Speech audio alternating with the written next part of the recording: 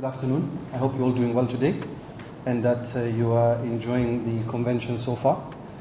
My name is Abdurrahman Sharif and I'm going to be your moderator for the day. I'm not a PR or communication expert, but during my daytime I work as a Senior Director of Partnerships for an organization, international NGO called Internews. I used to be, back in the days, a director of the MuslimCharitiesForum, and I also worked as a senior advisor with the government of Somalia. The topic of today that we want to discuss is obviously on reputation management and crisis communication. I had obviously a first-hand experience of that whilst working at the Muslim Charities Forum, where there was increased advocacy by the organization, which meant obviously that it was also covered positively and also negatively from the media. And during my time working for the government of Somalia, obviously when you work with politicians, you know, they like to have positive stories and they hate negative stories about them. But the reality is different, is that you have to work with both positive and negative stories. The organization I currently work with supports independent media and aims to create healthier information environments for everyone. We are glad, you know, that in places like the UK there's a lot of media around, but there are places around the world where actually people don't have information. They are saturated from information completely, and that is the gap that the organization I work with tries to fill in. As I said, the theme of today is reputation management and crisis communication. In 2013, Sam Younger, the then chief executive of the Charity Commission, highlighted actually the duties of trustees to protect the charity's reputation. He said, and I quote, reputation is a slippery concept. Unlike tangible assets, reputation or the loss of it cannot be measured or compared. Nor does an organization's reputation necessarily reflect the quality of its governance or its work. A charity that supports a popular cause or attracts glamorous patrons may enjoy a reputation not merited by its impact or achievements. Conversely, well-run and effective charities may suffer reputational losses simply because they advocate causes that divide opinions.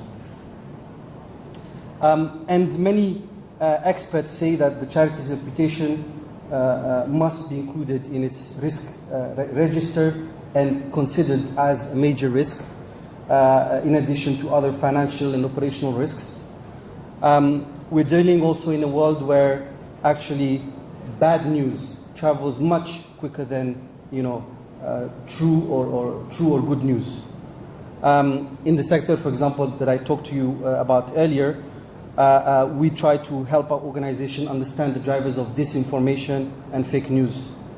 The statistics show actually that false news, fake news, spreads 6 times faster than accurate news, right?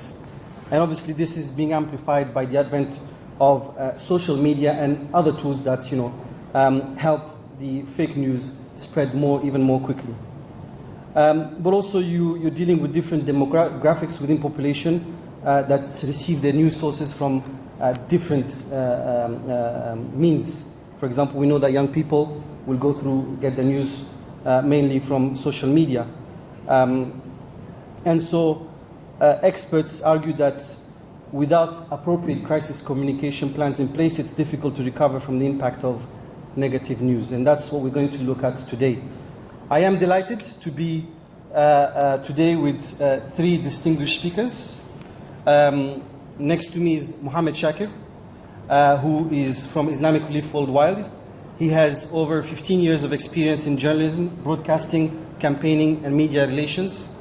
He's held a range of roles at local and national NGOs in frontline media. He's worked with the East London Mosque, with Muslim Welfare House, and previously with the Muslim Charities Forum, and now with Islamic Relief, where in 2019 he was promoted to Senior Communications Advisor with the responsibility for reputation management and crisis communications.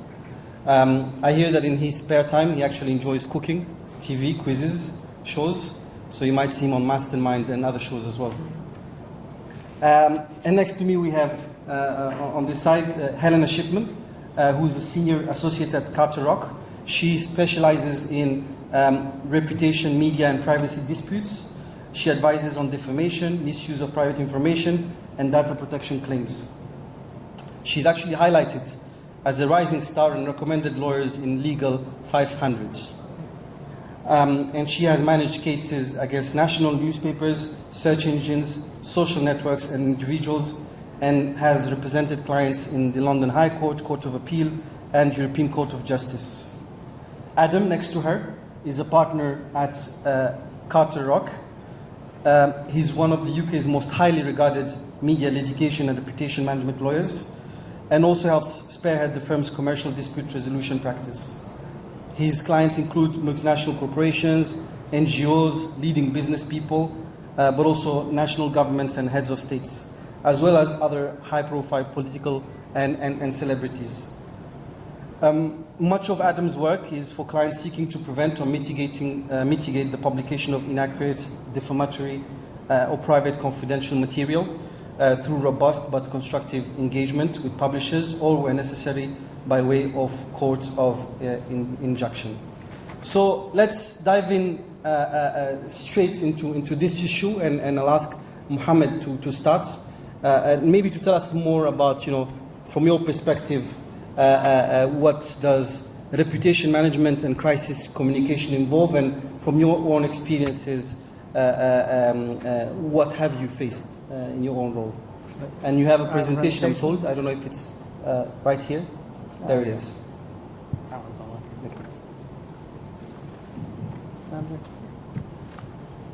you understand, it's fine. I'll stay sitting. I think that'll work. Assalamu alaikum, Bismillah. So as Abdurrahman has mentioned, I'm Mohammed Shakir. I work for Islamic Relief. I spent the last 15 years working in reputation management for different campaigns, for different organizations. And I'm essentially going to go through what it takes to build a reputation, to maintain a reputation. And I mean, I've worked for small organizations, big organizations, but essentially the fundamentals of all of this remain the same. Let's start with a quote from Warren Buffett. It takes 20 years to build a reputation and 5 minutes to ruin it. And if you just give that a bit of thought, you'll think about things and do things very differently. Completely true. It's a case where you can spend years building those friendships, building relationships, having a public perception of your brand, of your work, and all it takes is for one crisis to completely ruin all that hard work you've spent decades putting together. I'm going to start at the end of my presentation and just highlight what I want you to take away from this session. I want you to understand what it takes to be proactive in building and maintaining a reputation, how to be prepared in a situation that could ruin your reputation, essentially, and how to deal with that. Reminding you that every crisis is different and that you need to be flexible. So you can have a crisis communications plan, but it might not be fit for purpose, and you should be prepared to expect the unexpected. And lastly, remember that every crisis is an opportunity. And what I mean by that is you may have negative news coming towards you, you may be facing a negative crisis, but you can always use that opportunity to change the narrative.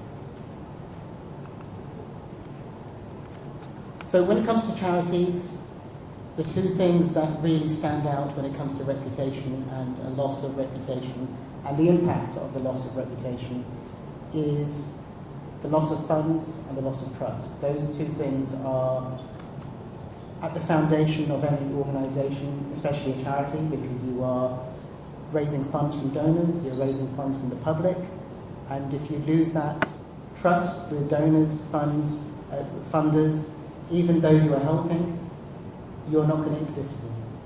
And that is the bread and butter of why maintaining and looking after your reputation is absolutely crucial.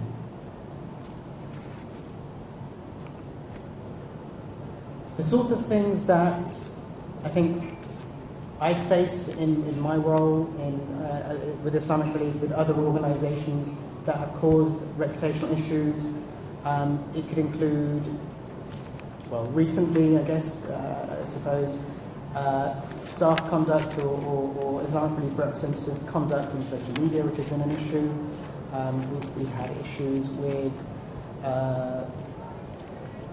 governments that have had essentially designated the organisation, for example, in Israel in 2014, where we've had other organisations that have had safeguarding problems as well.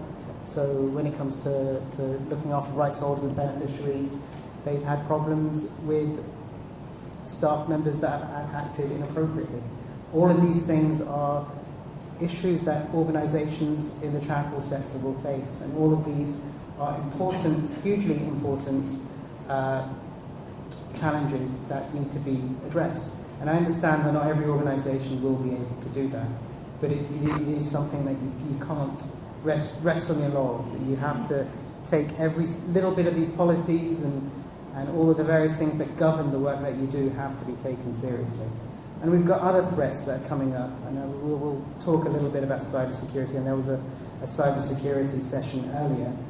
We still don't know what the threats that AI truly will bring, whether it's disinformation, misinformation, which Abdurrahman can talk to you more about, or whether it's how AI, I mean, there are obviously benefits of AI, but AI can be used to malign a reputation quite easily, whether it's looking at bots on Twitter or X or fake accounts on various different platforms.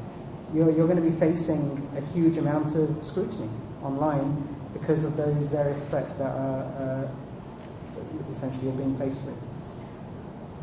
Just want to interject here just to talk about the events that are currently taking place in Palestine. And it's a case where there's a huge amount of misinformation out there.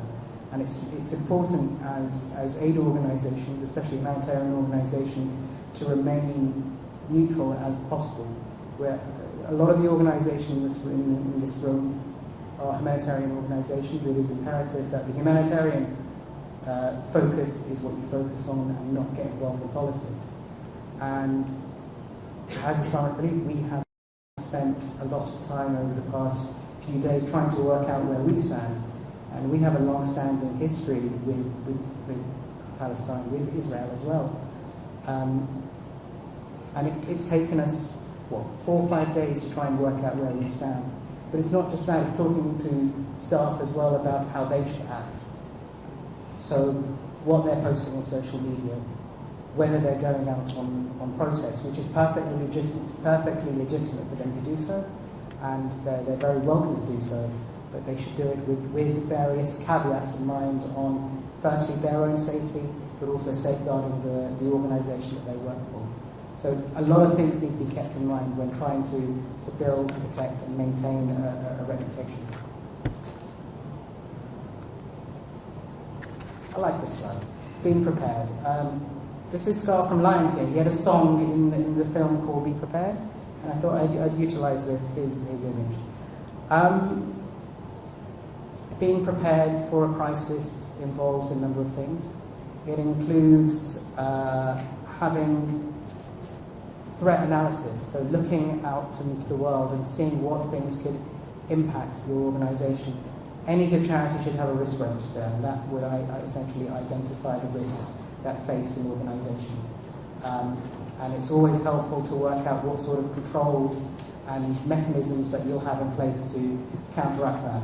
When it comes to reputation, I would strongly look at scanning the horizon to see what threats you face, whether it's regulation in different countries where you work, whether it's banking issues, whether it's a hostile media. Look and try and work out how you can counteract those. Also, I would look internally to see what sort of issues you have that could become public. So, for example, we've worked on a personal social media policy for all staff, for trustees and volunteers to outline what we expect from them when it comes to posting things online, whilst welcoming the fact that they should be able to use social media freely, but reminding them of common sense and basic etiquettes when it comes to online behaviour. Oh, I've got 3 minutes. I'd also look at crisis management scenario planning. One of those, firstly they're a lot of fun because it shows what you're made of. But you can essentially work out the different processes and structures that you need to, either you already have in place or need to put in place in order to essentially strengthen your own crisis management processes. The most important thing, one of the more important things, is building relationships and building friendships within the sector. As we mentioned with Warren Buffett, it takes 20 years to build a relationship. It's really important to know to have friends who understand your work, who appreciate your work, and in times of crisis, they're there for you. They're invaluable, and they'll be there to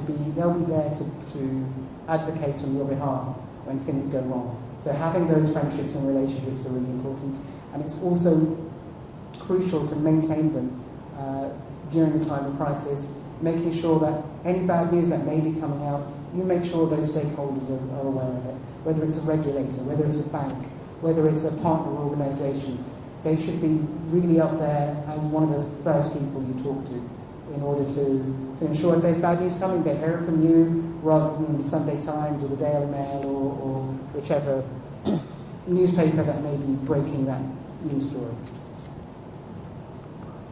I like pop culture and I'm not apologising for it. This is Mission Impossible. You need a team. And at the beginning of every episode, they put together a team to tackle a mission. It's no different when it comes to tackling a crisis. You need different people in your team. You need PR people like myself. You need lawyers who've got Carter up speaking after me. You need people who understand various contexts. So, for example, if we have a safeguarding concern or issue, you need a subject expert in safeguarding in order to try and delve through the myriad of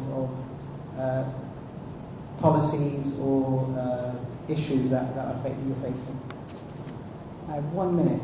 I'm going to go very quickly through what's called the golden hour. Golden hour is how you would essentially react in that first hour after you're made aware of a crisis. And that includes mobilising the team, it includes informing key people within the organisation who need to know that there's a crisis, and working out what those initial key messages are. I'll come back to this because when it comes to the Q&A, but it's hugely important, and I don't want to do it a disservice in this last minute. And lastly, being flexible. I'll come back to this as well, but being flexible is going to be part and parcel of the plan, because the way things change when it comes to media, to social media, the crisis plan that you have is more a framework. It's not a hard and fast rule. So it'll have to bend and ebb and flow as things go on. I'm going to leave it there. Thank you. I'm going to pass it on to Abdurrahman. Thank you so much, Mohammed, for delving into these issues. I like the quote from Warren Buffett: 20 years to build a reputation and 5 minutes to destroy it. Right? And so we can leave the image of the cat in the background, just to remind us about crisis communications and reputation management. But I'm going to dwell here now to Carter Rock, Adam, and just when do you guys come into play? When does the legal side come into play? And if you could tell us more about your experiences as well with Muslim charities, particularly. Sure. Can everybody hear me? Look at the cat; it's much more interesting than me. First of all, thanks very much, Abdurrahman and Mohammed. Thanks for all that, and thanks to MCF for inviting us along today as well. It's very nice to see everybody to be here.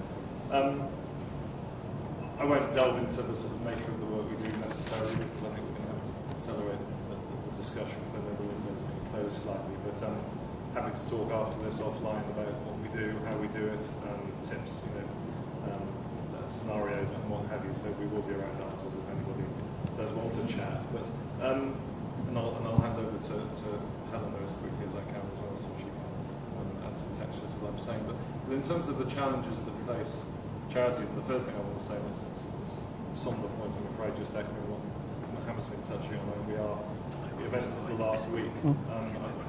My firm and Helena and I in particular have the privilege of doing a great deal of work for members of the Muslim community, whether it's people ranging from London bus drivers to national governments to local sort of music megastars, and perhaps most proudly of all, many NGOs and charities.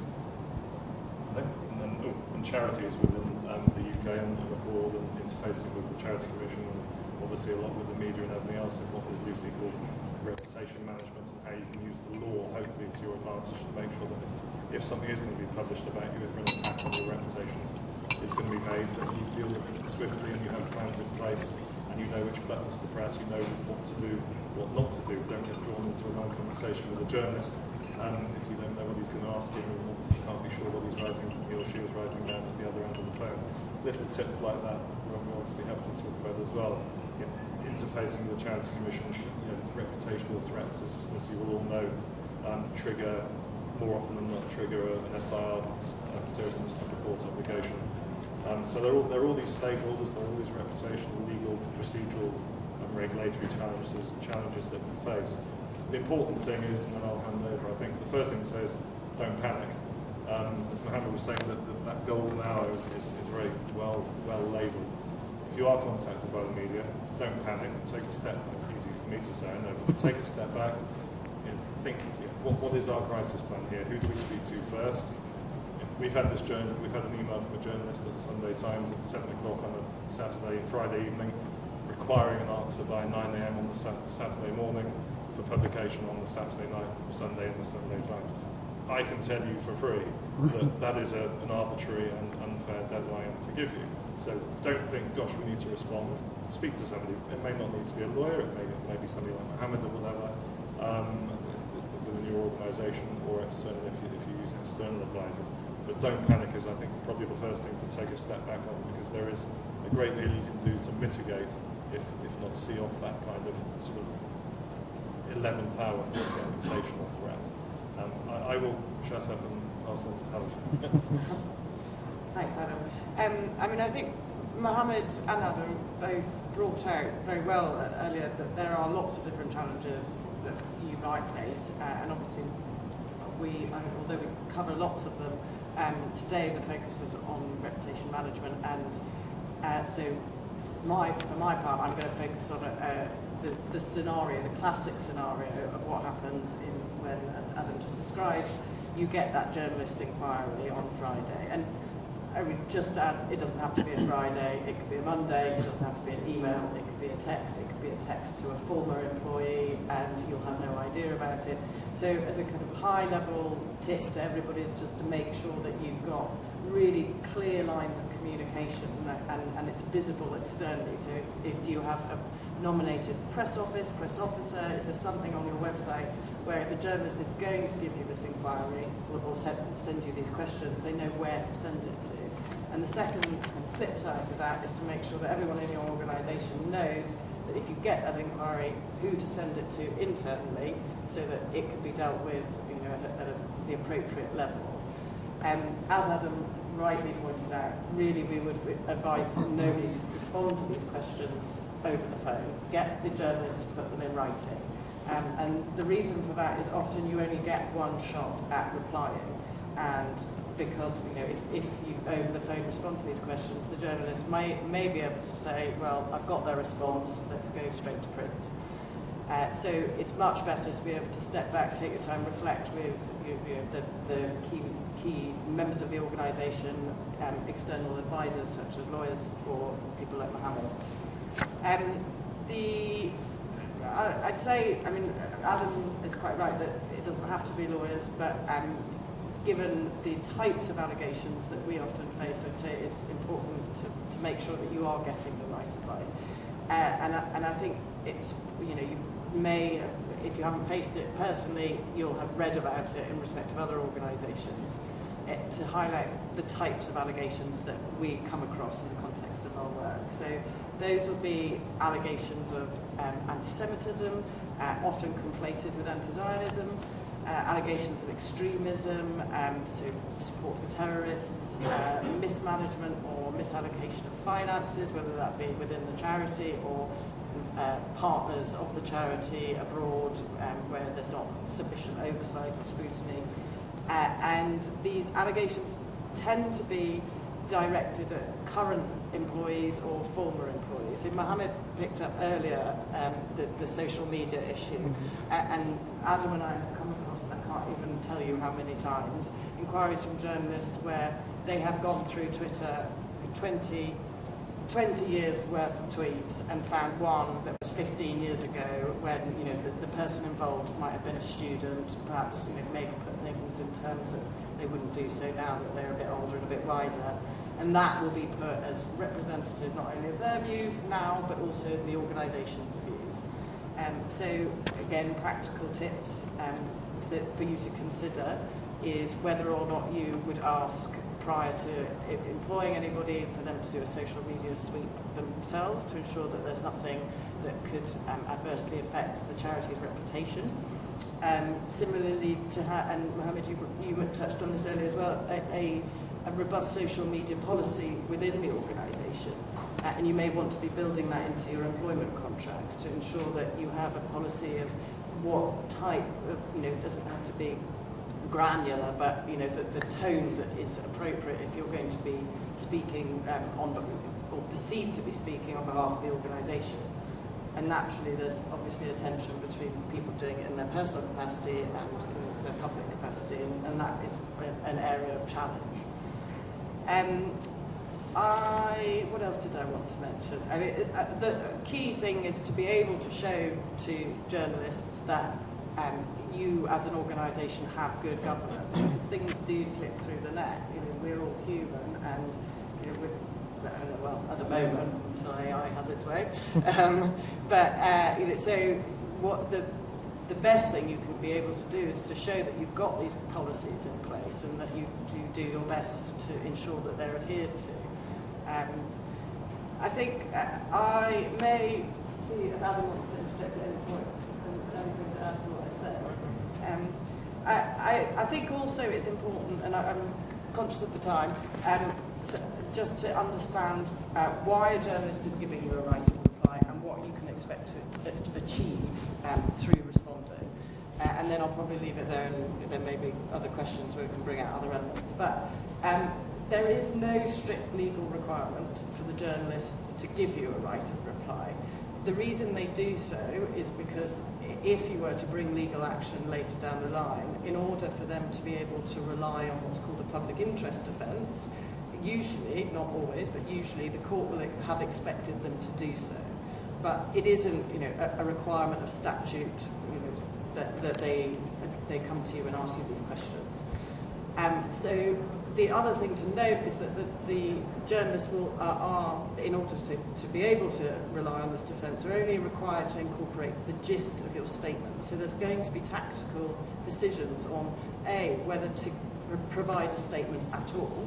Are you saying that actually these allegations are so absurd and completely obviously false that you don't want to give them any credence by responding to them publicly? Or whether a short statement is the best way to go, or in fact you've got so much to say that will help your case in persuading the journalists that they're simply barking up their own tree. I think time-wise, I've probably said enough, so I will leave it there. Thank you so much. So lots of issues discussed, and we're going to open the floor now to questions and answers.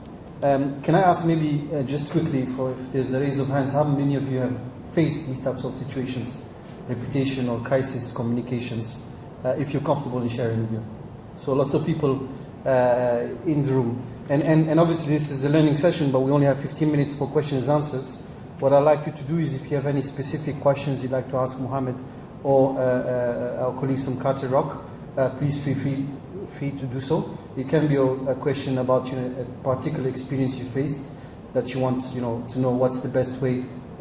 Maybe you want to confirm that you've dealt with it in the best way, or you want to know if there are alternative ways to deal with. So we can take a few questions now. We have about 15 minutes. Maybe we'll take them in a group of 3. So one here first. And please, if you can also introduce yourselves and let us know who your question is for. My name is Ahmed. I'm representing an AIM organisation which cares for orphan children in multiple regions around the world. My question was to you about the risk of individuals expressing individual opinions then being attributed to the organisation we work for. And as you said, sometimes you can go back many years, sometimes it's a WhatsApp status, sometimes it's a social media post. What rights does the organisation have to ask prospective employees or current members of the organisation to be wary of these things, or even to remove things which could be considered inappropriate or could have a reputational damage for the organisation we work for? Thank you. Maybe we'll take a few questions and then come back to you. Any other questions? There was, sorry, one in the middle, I think. Someone in the middle raised hand? Yes. One there. Thank you very much. My name is Sakir Mohammed. I'm from the Breakout Foundation. I have a question for Helen with regards to a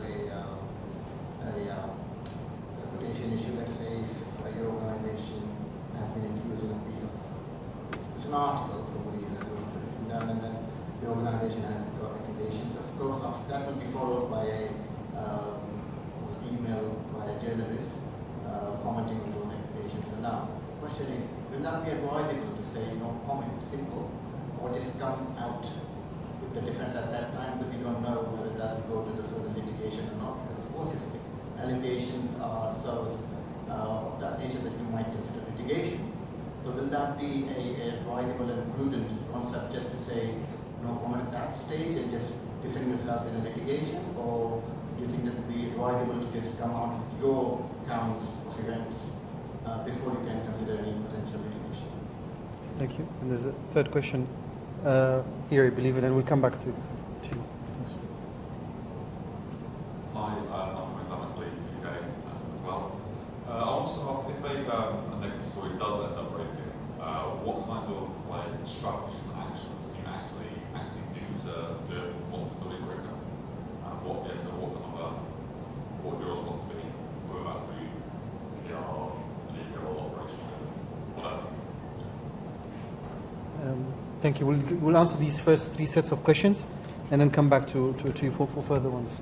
Maybe I'll start with you if you want to answer some of the questions from Ahmed and Saqib and the colleague from Iran. Sure. So the question about potential employees or actual employees, social media doesn't matter. Yeah, exactly. It's a very good question. It's an important question. You may not be amazed, but you might be amazed to know how often it comes up in our space, advising clients on this sort of thing as well. In the Muslim community, but quite further afield. The short answer is that in the world we now live in, particularly, frankly, the depressingly anti-Islamophobic media that seems to have quite a lot of our media space at the moment, is that journalists have quite a lot of leeway to be able to say this employee who now works for Islamic Group or whatever has previously been associated with anti-Semitism or retweeting. The retweet is very dangerous. Don't let your people retweet, because you may well say they're not your views, but if you're retweeting it, it will be attributed to you, and there won't be anything you can do about it legally. We've had that for various MPs, for example, have made that mistake. You see it all the time. So anything that says the views of these are all my personal views, it doesn't really get you off the hook reputationally, even if it might do from an employment perspective. But to some extent, that's a separate discussion. If you want to employ somebody and you're considering employing them, you should, as Helen said, I think, if you've got the time and the energy or any concerns, you should do a full vet of their social media history. Frankly, without in any way being dishonest or underhand, it may be in their interest sometimes for you to tell them to delete it, because otherwise it might have been when they were 18 years old and they're now 35. That's in the past and they've moved on. But the classic at the moment is, and I don't want to tell too many sort of anecdotes because you'll get bored, but the classic at the moment is the river to the sea. So lots and lots of people have, over the years, for whatever reason, have considered the river to the sea and everything, all those sorts of mantras, if that's the right word, as being just run-of-the-mill fair game discussion within the community with everything else to express pro-Palestinian beliefs and so on. That is now being weaponised by journalists and others as being indicative of anti-Semitism, frankly, because it's elided with anti-Zionism, etc., etc., etc. You don't need to meet to develop that discussion. So these are all real reputational risks. It's almost impossible to legislate against the law for them, because something that may have been uncontroversial 10 years ago has now become controversial in this slightly crazy media space that we have at the moment. And of course, the events of last weekend are only going to make that worse. So very much have that in mind. I'm happy to discuss it separately, of course. I'll pass on to Helen about the very good no comment question, but I'll answer it very quickly. Never ever say no comment. Yeah. Is the very simple answer. Helen can explain why. If I can ask the speakers to be short in answers, so we can get to another round of questions. Yeah. Okay. Never say no comment is the short answer. The slightly longer response to the very good question is that you should always engage with the journalists. So you're always responding to those questions, the questions that are asked, not necessarily line by line. I mean, because often the tactic employed is you're asked questions that are totally devoid of any context. And so you have to explain, well, no, the question that you put to me is on an entirely false premise. But you may not want to provide a statement for publication in the first round of correspondence. You may, but if it looks like they're going to publish anyway, then you may want to reconsider that. But simply saying no comment and not engaging with the inquiry is never a good option. Oops, sorry. Just to add to that finally, it's not always obvious. It's important to bear in mind. If you say no comment, it is effectively, this is why my answer was quite an easy one. If you say no comment, it is almost like a legal license for them to publish, because it shows that you've engaged and you've decided to say no comment. So I mean it when I say never say no comment. You're better off ignoring the email than saying no comment from a legal perspective. So I hope that makes sense. You can ignore the email, but you can't write that way. Again, you'll just find a... That would always be my often is our advice to ignore it rather than, without being rude, ignore the email. Thank you. If all you would say is no comment. Thank you. Mohammed, what would you like to answer?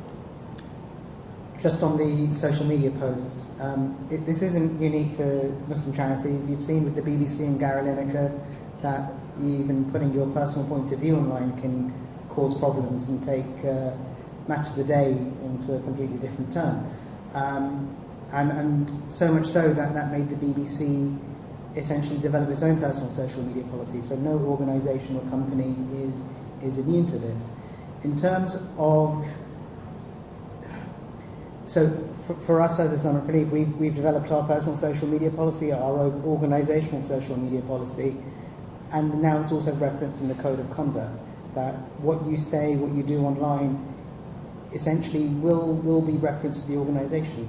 It doesn't matter, even if on LinkedIn you say you don't work for XYZ organisation, people will find out who you work for. Where there's a will, there is a way. There is always a digital footprint, there is some sort of footprint, a photo, a text, whatever. They will find out. So there are no barriers or walls for you to protect your own reputation and the reputation of the organisation, because at the end of the day, it is sadly one and the same, and that's the landscape in which we have to work. Thank you so much, Mohammed. I think we have time for one or two last questions. I'll ask them to be very short, please. And if you can again introduce yourselves. Brother, if you didn't mind, I will ask the sister first to ask the question, and then go back to you. Thanks. My name is Lucy Bush-Matthews. I'm just Secretary of the CEO of the National Zakat Foundation. And my question is, can you give an example where it looked like it was a major crisis, but the crisis managed to be averted through swift and honest reputation? Another question? Assalamualaikum. My name is Hassan Sawar. I'm head of marketing for a charity that's been running for 25 years. We work for humanitarian aid, empowerment, and education projects in Bangladesh. My question is to Mohammed. Many of the charities, Muslim charities, we work with each other when it comes to implementation, when it comes to collaboration. How do we mitigate a situation where, as a partner, another partner is involved in a crisis, and then that may affect us as a partner? How do we mitigate those situations? Thank you. And we have a last question. There was a gentleman from before, so I have to give him precedence. Sorry. I'm from the United States. Very quickly, when we were approached by Sam Westrop, very famous anti-Muslim bigot, we ignored it completely. We gave instructions. I gave instructions, nobody responded. When we were approached by prosecutors, we did engage, and we sent them a well-thought-out letter. Those 2 cases worked out for us. Other cases didn't work as well. But I am deeply interested in the golden hour. Sorry? The golden hour. The golden hour, okay. I'm very interested in that. Yes, so we are running out of time, but the speakers are here for another half an hour. But Mohammed was also here until the end of the day, I think. I think so. So you'll have time to ask questions and more questions one-on-one as well. As you can see, this is normally sessions that you'll hold for 2-3 days rather than a simple 15 minutes. So I'll ask my speakers to answer the questions. I'll start maybe with Mohammed, just on that question with the golden rule. And I think you also have personal experiences of how averted crisis, and then go back to our colleagues. So in terms of the golden hour, it zero strikes when you're aware of a crisis, and essentially in that hour you need to assemble your team, assemble that unit that's going to help you through this, whether it's getting outside counsel like lawyers, or if you have an in-house team, get them all on the same page. And in that hour you arguably need to have at least a holding statement, not a full statement, and work out who needs to be informed of this impending crisis. So whether it's the Board of Trustees, which most likely it will have to be, and other key stakeholders that you want to have informed. A bad example of a golden hour not happening at all is, I don't know if you guys remember, United Airlines a couple of years ago had an issue on one of their planes where a passenger was being dragged off. It took 6 hours for United Airlines to even put out a simple statement or a simple tweet, whereas everybody was sharing videos of this passenger being dragged off the plane. For 6 hours, United Airlines were not in control of the narrative, and that is what the golden hour gives you. It gives you a chance to get something out there before other people can get things out there. Do you want to take on the question on, yes, the example of how you averted a crisis, and maybe what happens if it's a partner actually, not the organization itself, who has, who faces the issue? Yeah, I'm going to let Adam answer those very interesting, good and slightly difficult questions. I just wanted to pick up on this golden hour point in the context of what I've been talking about, which is pre-publication work. And obviously the other side of the coin is post-publication. And what the most important thing I would ask you to take away today is that you have in the course of responding to this journalist inquiries and preparing for what comes next, is that you have a good communication strategy in place for if and when publication happens. And that is often where we work hand in glove, ensuring that you're notifying the stakeholders if you need to. That includes regulatory reports to the Charity Commission, having a press release ready to go, that sort of thing. So I just wanted to pick up on that, but I will hand it to Adam now. Yeah, just very briefly. The name Sam Westrop is always quite interesting for me to hear, because I acted for Muhammad Ali Harath against him at the Stanford piece many years ago now. We got a damages award, I think £150,000 against him, and then he ran off to the US. Yeah. Never saw a penny, but there we go. But yes, he has a certain amount of form, it's fair to say. In terms of averting major crisis, it's, without going into detail on specific cases, I'm pleased to say, and I'm sure that Mohammed would echo this from Islamic Relief's perspective as well, we're quite, on behalf of clients, whether with our help or whatever, it's just my firm, obviously, we often avoid major crises because if the story is untrue and we present the facts very blessedly to the newspaper or whoever, and tell them the true position and realise that their very speculative questions were wrong, their source was wrong, axe to grind or whatever, they will often not publish the story at all. And the reason they won't publish the story at all is sometimes because they care about telling the truth. You know, not all newspapers are bad by any means, but also because, frankly, they're worried about the legal threat. Because if they get a story very badly wrong, as they have done many times, including for a number of individuals and their organisations in this very room, it will cost them a lot of money and it will be embarrassing for them. And they will be forced to publish apologies and all the rest, which they really don't like doing. So one of the advantages one has as a charity or NGO or individual instructing lawyers in this situation is, first of all, we like to hope we know what we're doing. But secondly, we can also involve their lawyers, because the one thing that journalist doesn't want to happen is for us to end up with his lawyers and his editor saying this story could cost us £300,000 or whatever, because unless the story is really, really supported factually, they will either not run it at all or make it so careful and so boring that even if you can't completely avert it, they will say, you know what, if they were going to publish a story, it could have been a lot worse. So I hope that helps answer your question. The other thing finally on this is that sometimes journalists will have picked up some gossip and they will email you out of the blue and they will say, you know, we gather that, we understand that so-and-so in your organisation has done so-and-so. Quite often, depressingly often, that will be entirely speculative, not supported by any facts, and it will be a bluff. They will be trying to lure you into commenting on it, because if you comment on it, they can create a story and include your denial, and that's what the Mail and some of the more tabloid newspapers do all the time, so that's very much something to have in mind. So I hope that addresses. Thank you. I'm going to revert back to Mohammed on the question about partners. Yeah, I just want to address that point about partners. It's always good to ensure your partners are screened, to ensure that they are in line with your values, and values are extremely important when it comes to responding to crises. Make sure they're in line with your values of being honest and having integrity. But more importantly, whatever your partnership agreement covers is key. In all honesty, if there's somebody implementing on your behalf, you would hope that they would inform you that there's a problem on the ground. And that's essentially what the partnership agreement should cover.